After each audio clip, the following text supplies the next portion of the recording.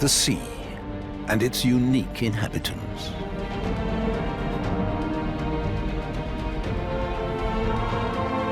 You don't always have to travel to exotic countries. Many miracles happen in unexpected locations.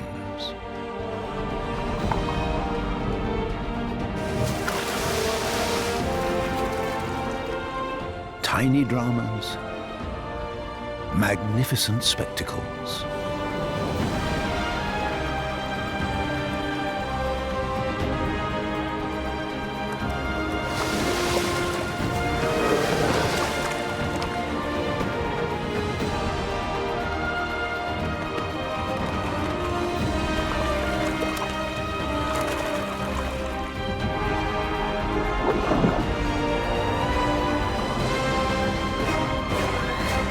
The North Sea and the Baltic, as we have never seen them before.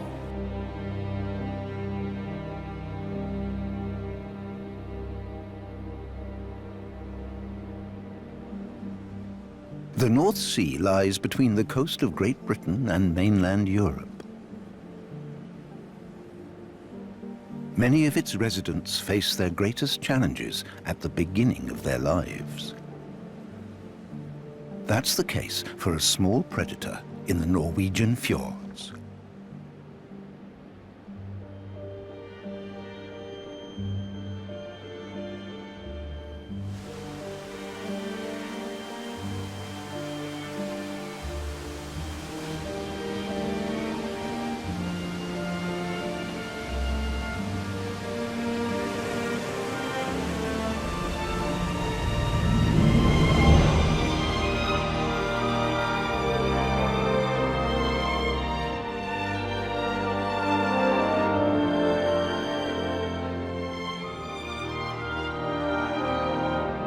This is Lysefjord near Stavanger.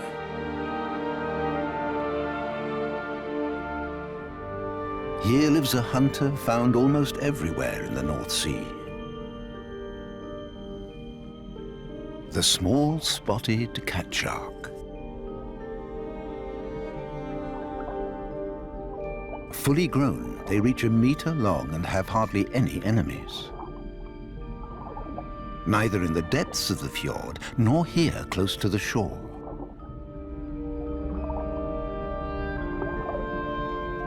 It's mainly females that are seen here, and with good reason. They lay their egg capsules in the shallows.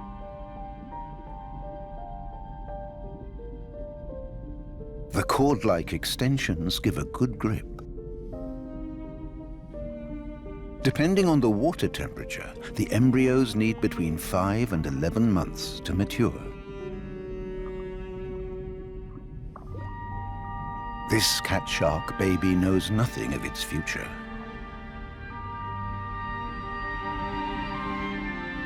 In fact, it's born into the ideal environment. The vegetation offers perfect cover and plenty of prey. And yet, unlike the adults, these baby sharks are not at the top of the food chain. This neighbor in particular is a deadly threat. The anglerfish. An ambush hunter that relies entirely on its camouflage.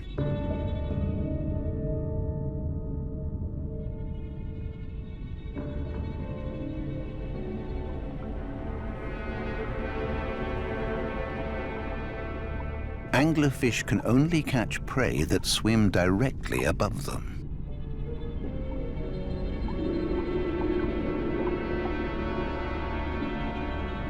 Often days or weeks pass between catches.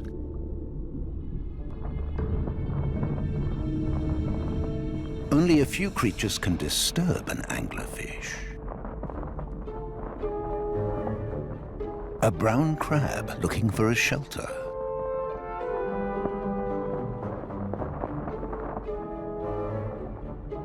It's not choosy.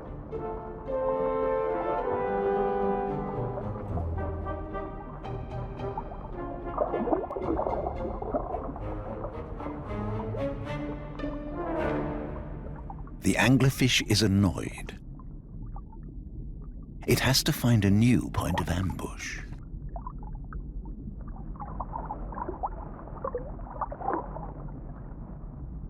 That's quickly done.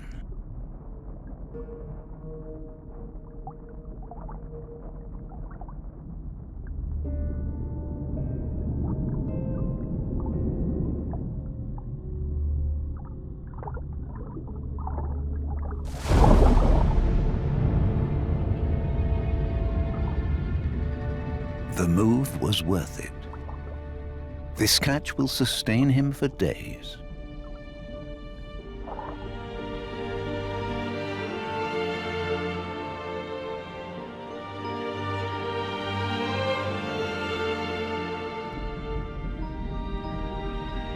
Months later, the egg capsules are empty.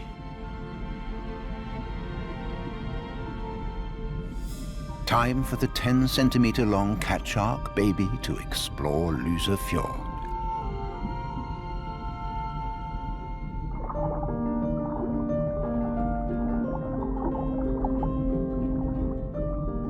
The newcomer is appraised by everyone.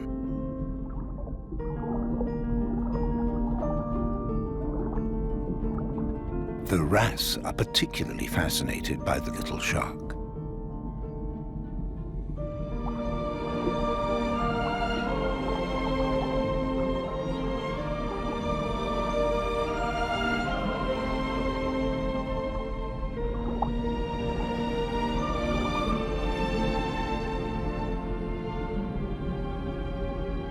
But not everyone wishes him well.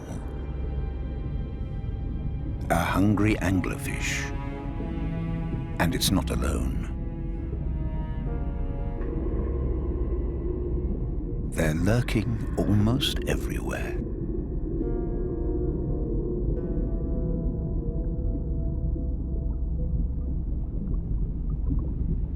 Lyse Fjord is like a minefield.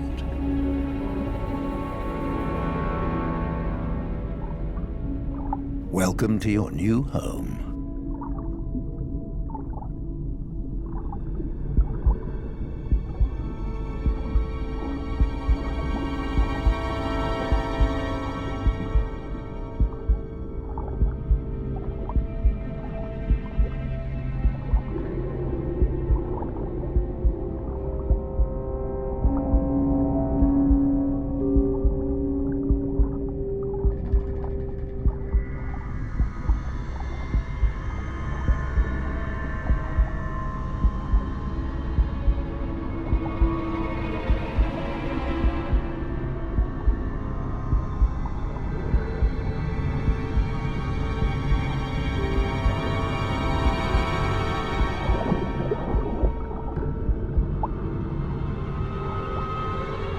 From now on, he has to run the gauntlet every day.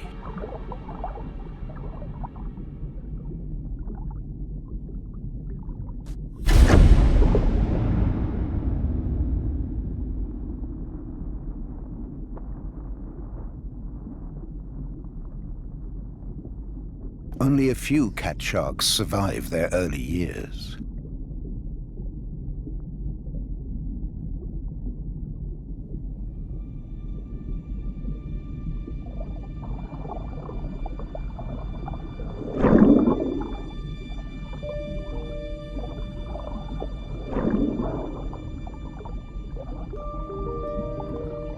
Not even scientists could explain why the anglerfish spits the baby out again.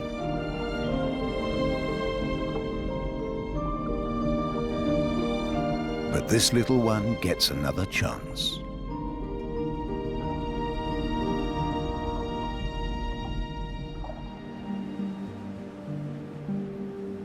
Catsharks aren't only at home in the Norwegian fjords. They can be found in the English Channel too, the southern entrance to the North Sea. For example, here, off the coast of northern France.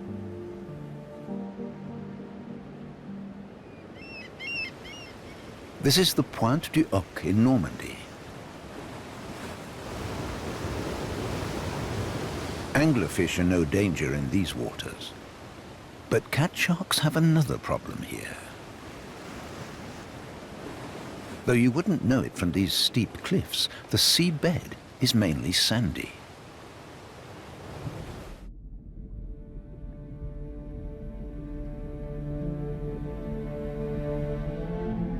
Rocky oases like this are rare.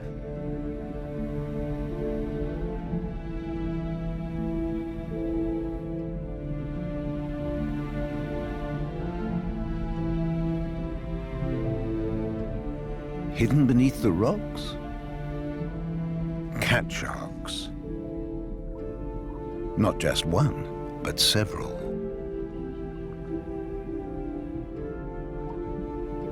These little sharks are loners, but the shortage of suitable shelter makes them share.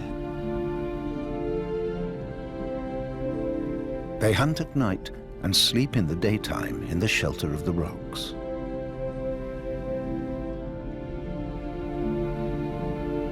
Catsharks are not the only ones that have trouble finding a place that offers peace and security. Some really tiny creatures have a similar problem.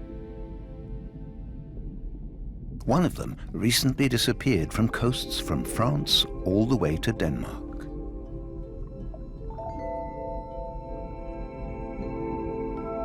Seahorses. This female is a real pioneer. As a larva, she was brought here by the current, and she was one of the first to recolonize the gateway to the North Sea. It won't be easy for these creatures to reclaim the coasts further east. Seahorses can only make headway in seagrass that gives protection from the current. For a successful comeback, one thing is needed: more seahorses. For weeks, the female has been searching for a male. Her chances don't look good. The remaining seahorses live in seagrass clumps far from one another. The bare stretches between the oases are insurmountable for these poor swimmers. Once, seagrass grew everywhere, but fungus and pollution plagued it for decades. Today, conditions are better, and the seagrass might recover. But now, what's left of the seagrass is being overwhelmed by a foreign seaweed. Japanese wireweed.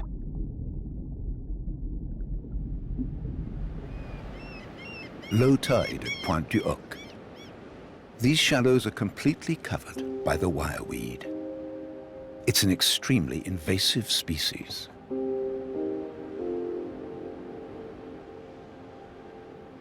Indigenous plants like seagrass are being progressively displaced. But seahorses benefit from the invasion. In some places, the wireweed is already linking their seagrass oases. The seahorses don't care what they hold on to.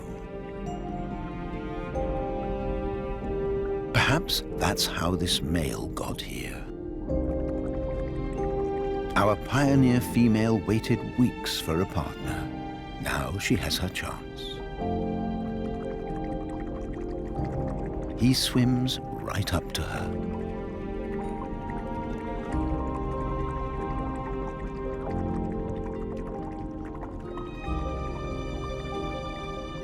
Can she win him over?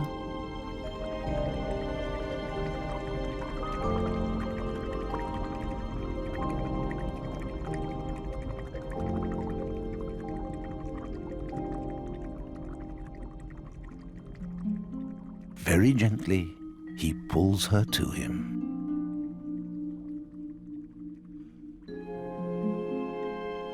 She's done it. The mating dance begins.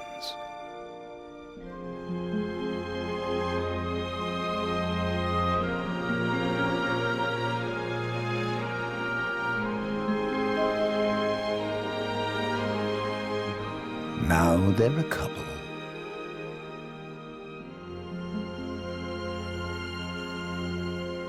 Maybe one day their offspring will colonize the coasts of the North Sea.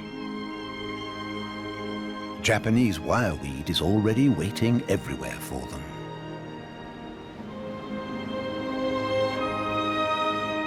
So in the future, seahorses could be at home in the Netherlands and in Germany once more.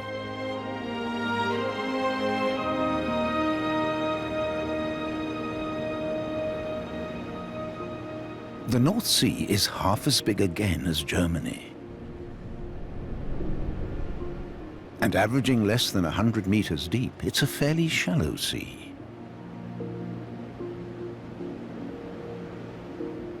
But it's certainly not a calm sea.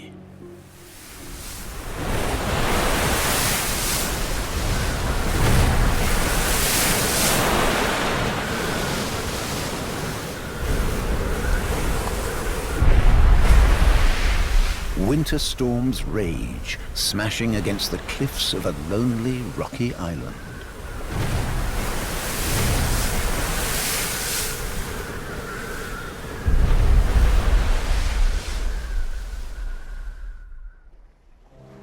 Only when the wind dies down is the island seen in another light.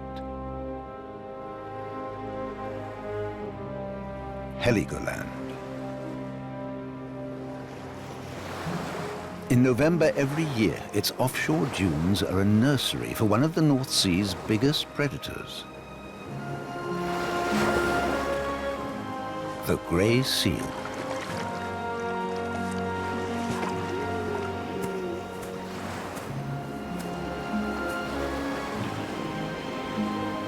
Like many females, this one has given birth in the last few days. It's a boy.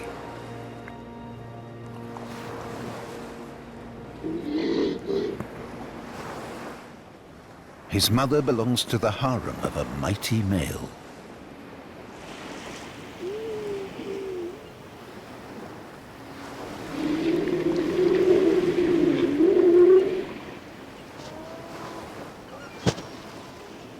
Nearly 3 meters long and weighing over 300 kilos, he is the undisputed ruler of the beach.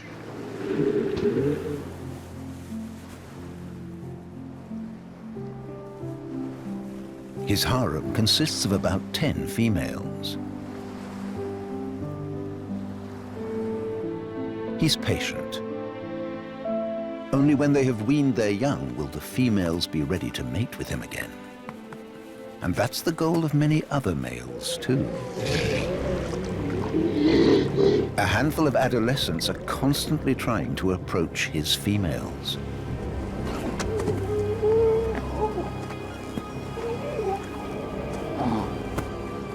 If they can't keep the young bull away, the boss turns up.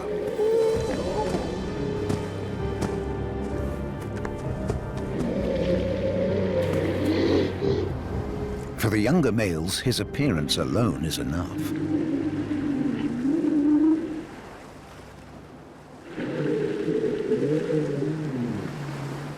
The beachmaster celebrates his dominance with a victory roll. He can be sure his females are watching closely. After all, they only want to mate with the strongest partner.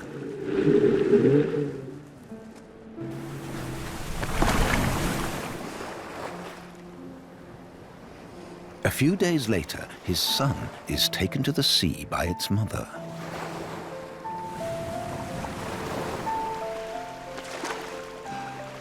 Initiation to the sea usually starts in the 2nd or 3rd week after birth.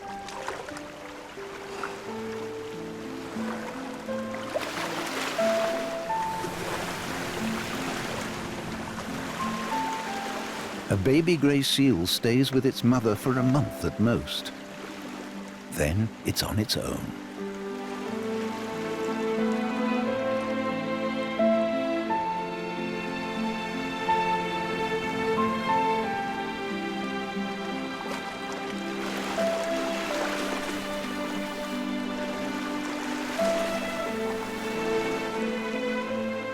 The baby can't stay in the cold water for long.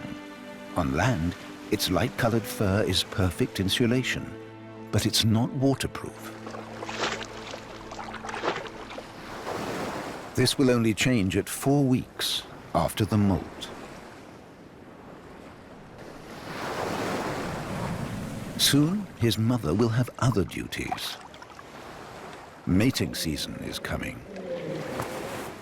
Another female in the harem has sensed this too. And some males have raging hormones. The beachmaster can't accept that.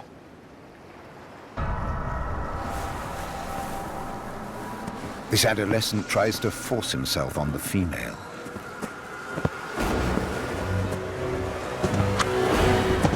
The boss comes to her aid.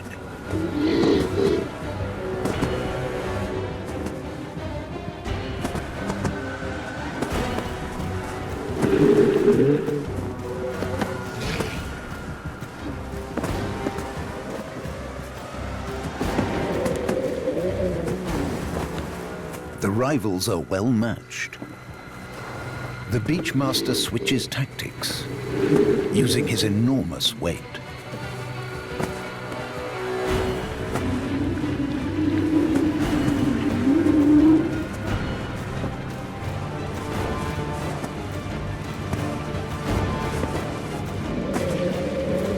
The rescued female witnesses his commitment to his harem. He often fights to exhaustion.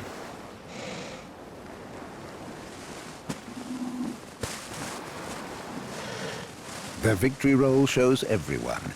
He reckons he's the winner. While the challengers have only him as their opponent, he has to take on several of them every day.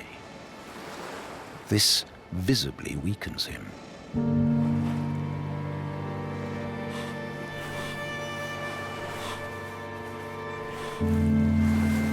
The baby is alone for the first time. Where is his mother? In fact, she's only gone down to the water for a while to cool off, but the little one doesn't know that.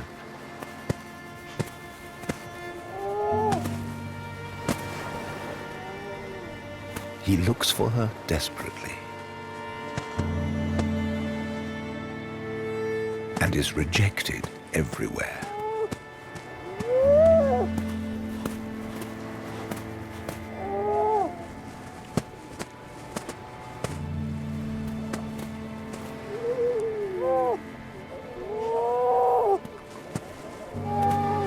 Seal mothers only look after their own young.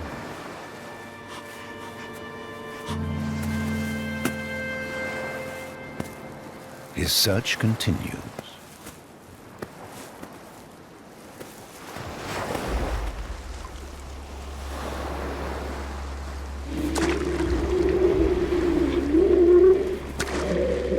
His father has a problem too. His strongest rival is challenging him again.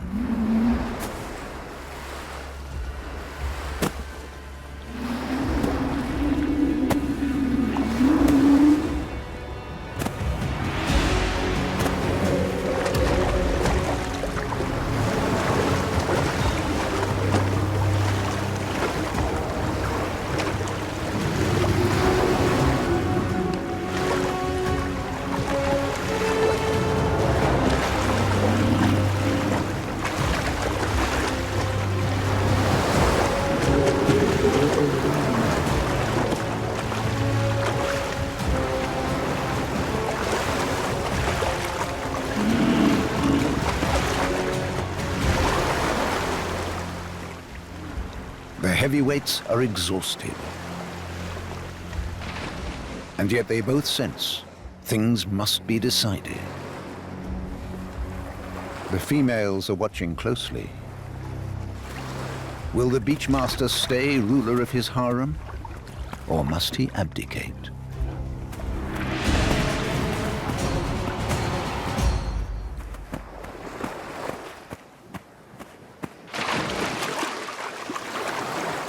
His rival retreats for good. the old man has his reward. A bull's dominance is usually short-lived. After 2 or 3 years, it's over.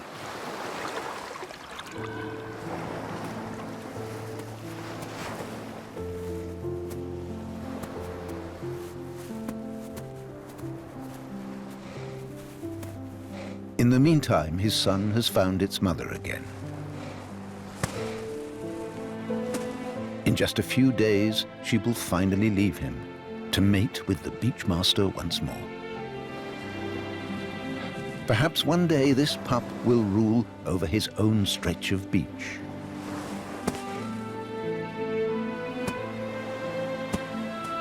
For the moment, he and his mother can enjoy their time together.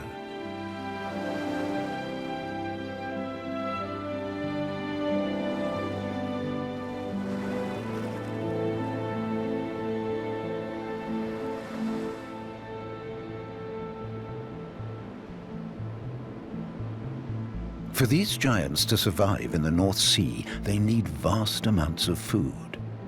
Often, it's the smallest inhabitants that make this possible. Every year in spring, tiny creatures gather in such masses they can even be seen from space. The North Sea becomes an abstract work of art.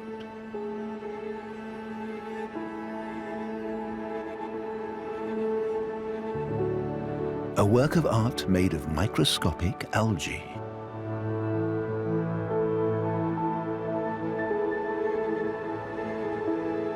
Once the sun is strong enough in early summer, they bloom and multiply in their billions.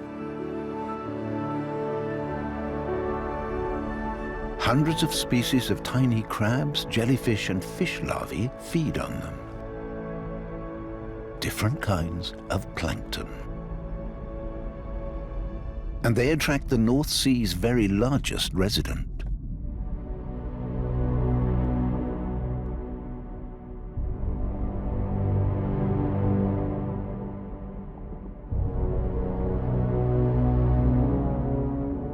The basking shark.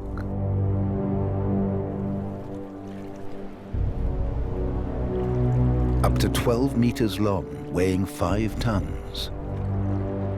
A real giant. And yet, the basking shark feeds exclusively on microorganisms.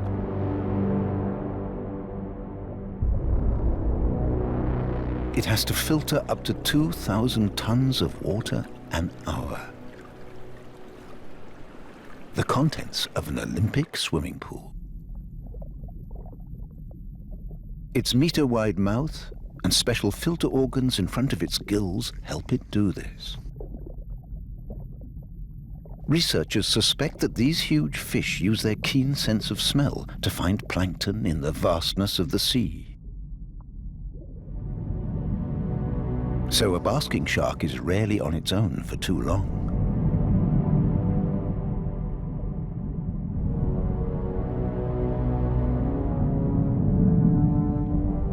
Hardly anything is known about these largest inhabitants of the North Sea. They can usually only be observed when feeding.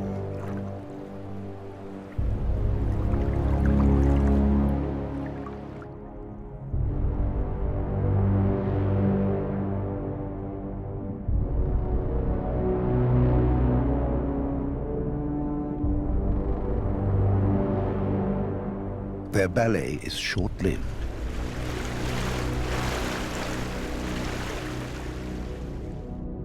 As soon as the plankton clouds are gone, the sharks move on.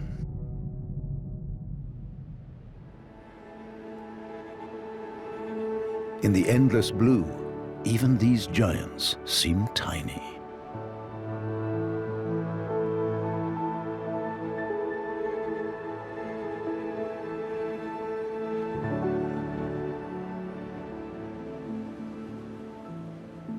Finding food in the open sea is extremely difficult, so most of the biggest North Sea species hunt near the coasts.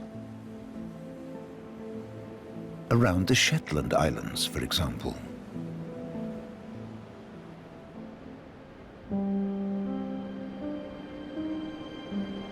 These rocky shores are mostly bare.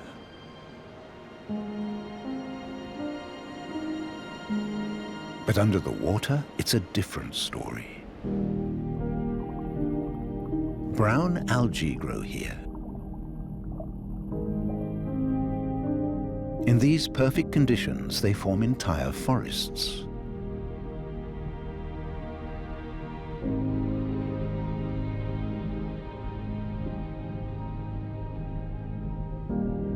Nurseries for countless sea creatures.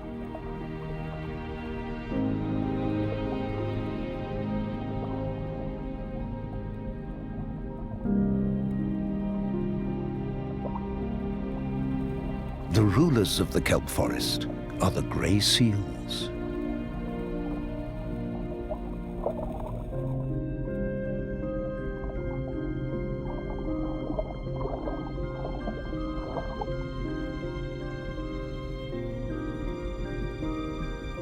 The brown algae provide food and cover.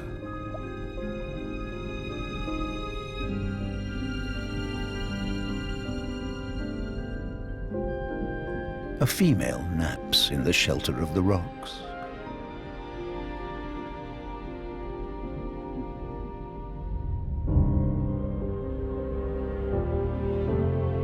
She's being watched.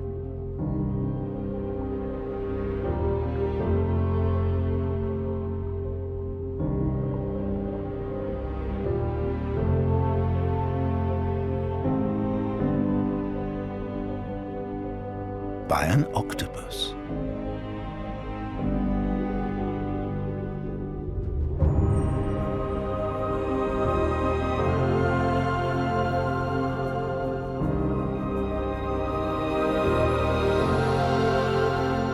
Mostly active at night, it rarely hunts during the day.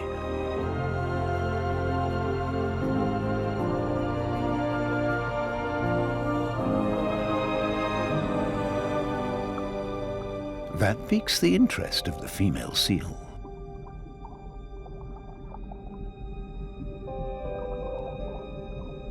It would be easy to eat the octopus.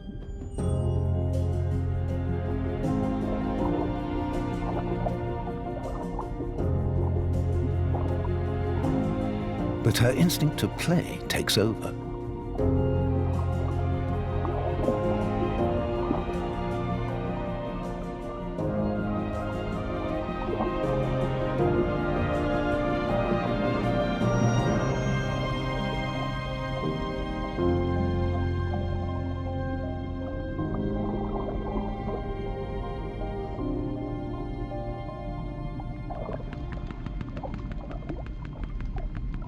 Suddenly, a strange clicking sound.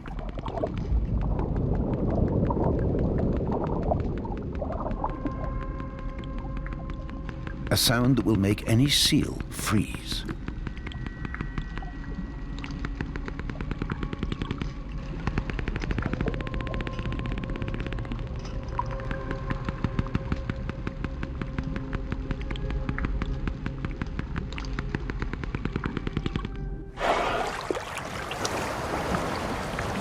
Orcas.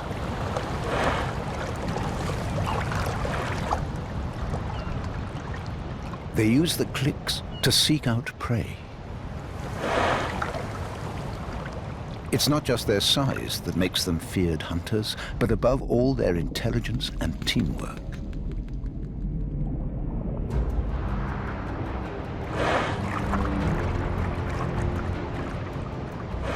Now they're targeting the female seal.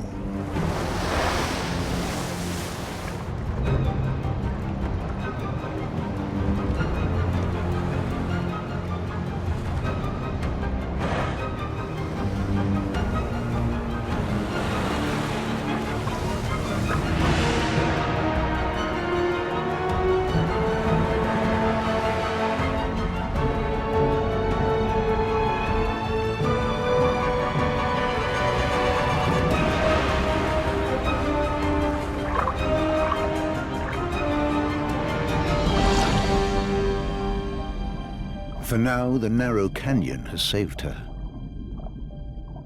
But the orcas have many different strategies. While the matriarch scours the shore with her offspring, one of the males has positioned himself further out.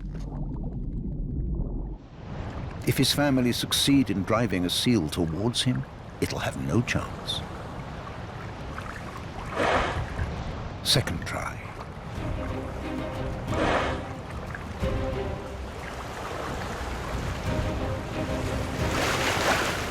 Then, as if at a secret signal, they end the hunt. The bull is no longer in hunting mode either. But why?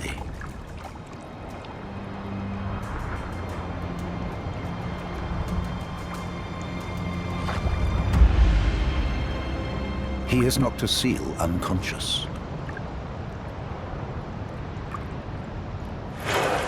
Now he's waiting for his family.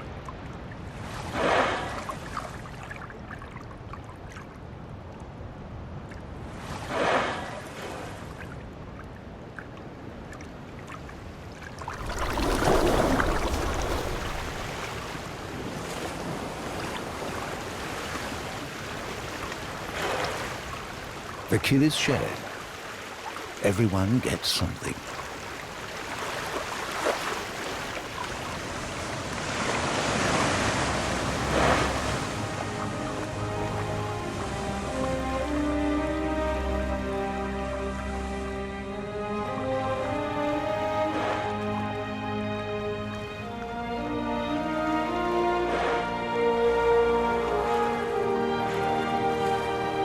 Normally, these orcas hunt herring in Iceland, but the pod keeps coming to the Shetland Islands.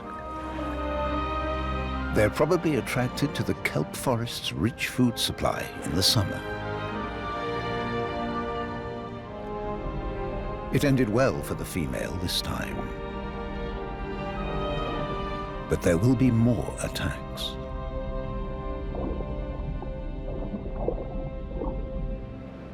While giants are free to roam the North Sea, tiny creatures are often tied to one place. They have to deal with extreme conditions, especially in the largest mudflats on Earth, the Wadden Sea. No habitat in the North Sea changes so fast, is so dynamic. For it is made of sand.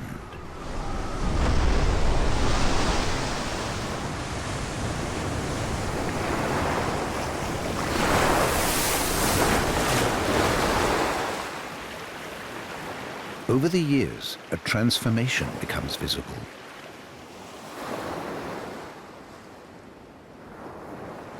It's not only long-term changes that affect life here, but above all, the daily ones.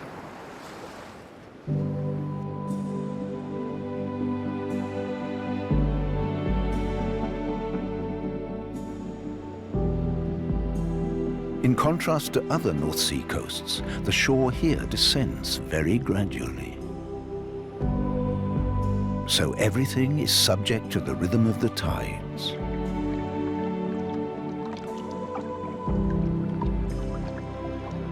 Every few hours, what was land is covered by water.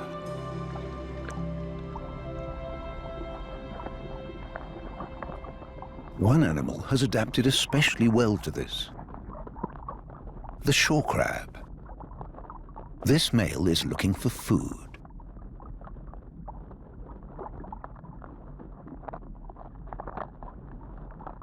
A dead whelk washed up with the tide.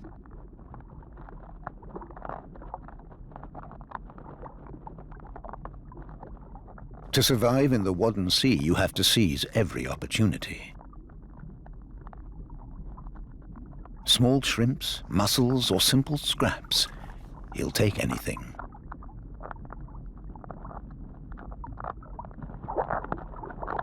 It's not just crabs that find food here. Enter the nomads of the air.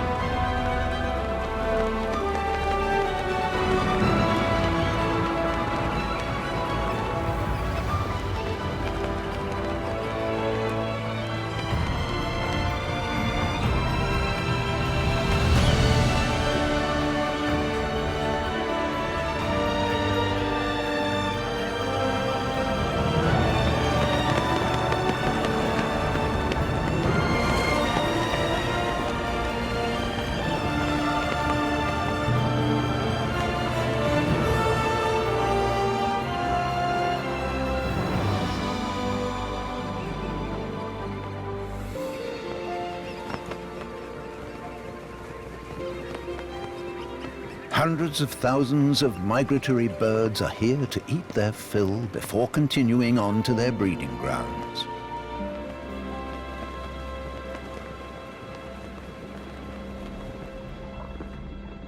They're actually no danger to the male shore crab. And yet it has to watch out now, because its worst enemy is hiding among the birds. Eider ducks.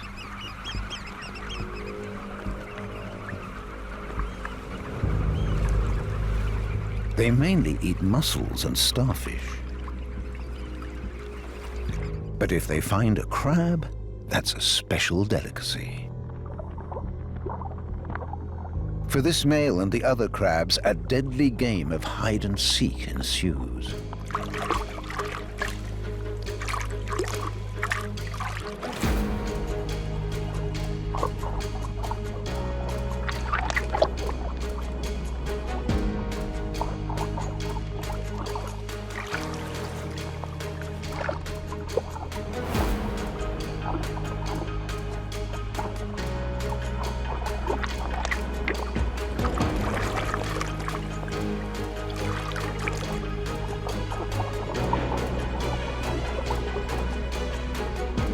If you don't take cover now, you're easy prey.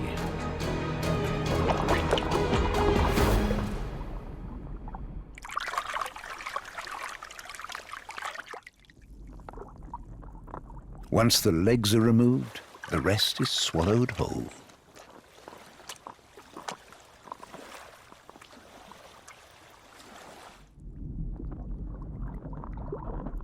The male shore crab was lucky.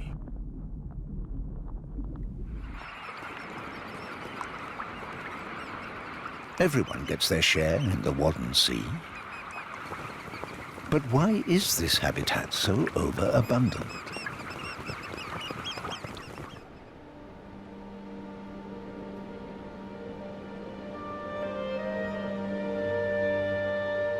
It's all down to the moon.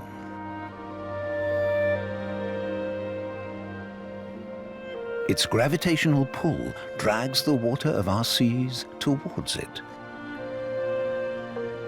That's why we have tides.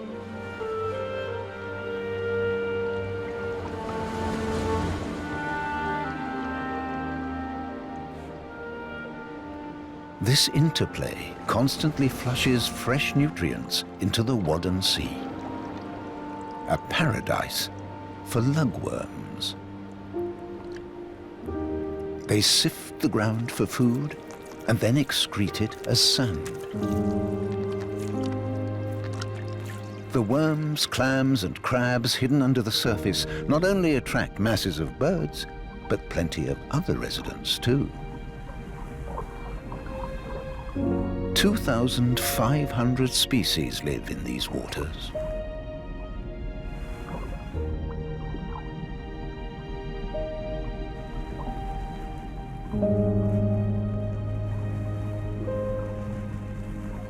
Most must either move back and forth with the tides or burrow down so they're always covered by water.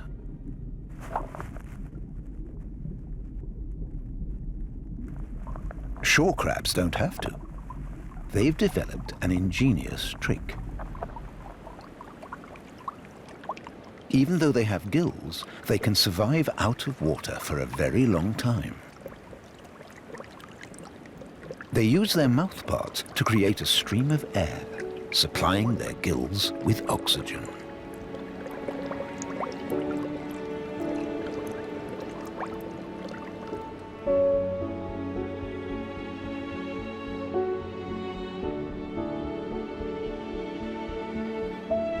It's summer.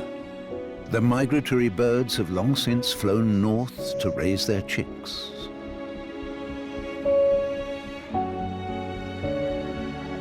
The male shore crab also wants offspring.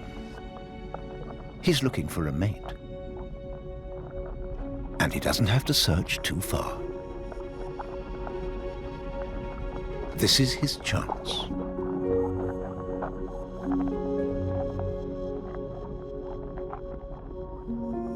crab lovemaking is a little complicated. After all, both are armor-plated.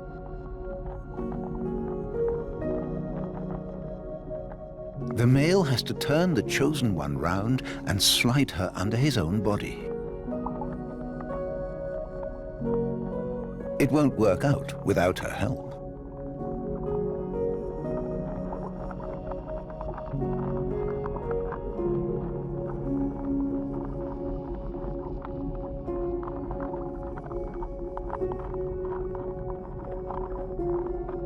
Suddenly, she rejects him.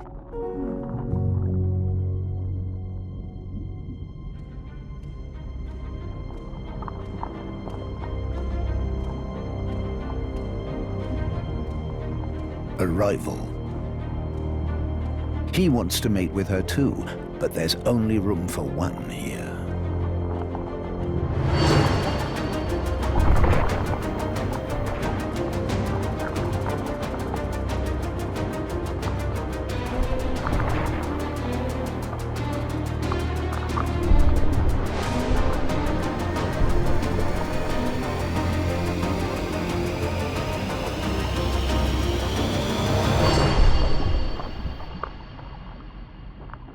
His opponent retreats.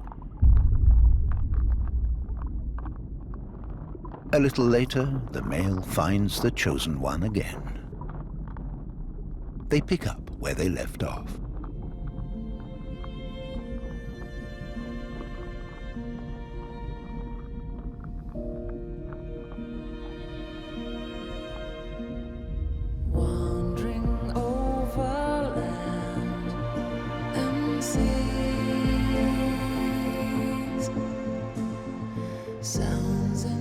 The North Sea mudflats are the largest of their kind on our planet.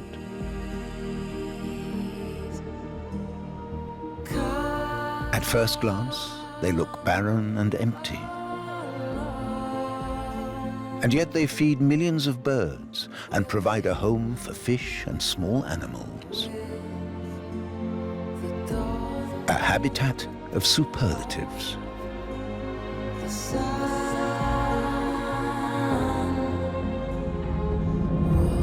The North Sea is certainly a sea of contrasts, from the depths of the fjords to the broad expanses of the Wadden Sea.